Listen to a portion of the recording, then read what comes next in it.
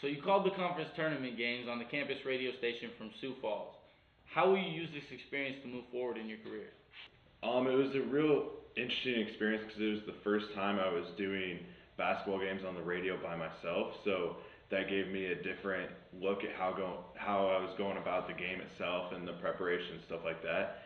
Plus, being in a location like that, it was really just an awesome experience to be in that type of facility. It's an NBA level facility. It's got great amenities, and I think just getting some of that exposure is really going to help me moving forward. What do you mean by calling the game? Like I'm the person on the air doing like the play-by-play, and then when you're by yourself, you do the play-by-play and the color. So I'm calling the action on the court, and then also like describing, the ins and outs of the games and stuff like that. So I'm the person on the radio that like actually gets broadcast over the air. What were some difficulties calling games that far from the actual station? If there's a problem, I can't just run back to the station real quick and fix it. That's the biggest one.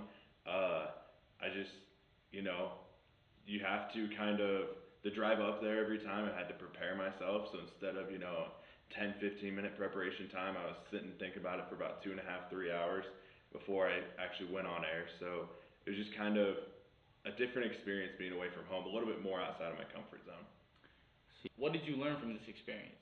I definitely learned how to troubleshoot a lot of the little problems I had. Nothing real big, but like the phone line didn't necessarily work like it was supposed to work, and so I had to try and figure out a way to make it work. And then when it wasn't working, come up with Plan B and end up just going everything over my cell phone and doing basically a 3-hour phone call back to the station to make everything work.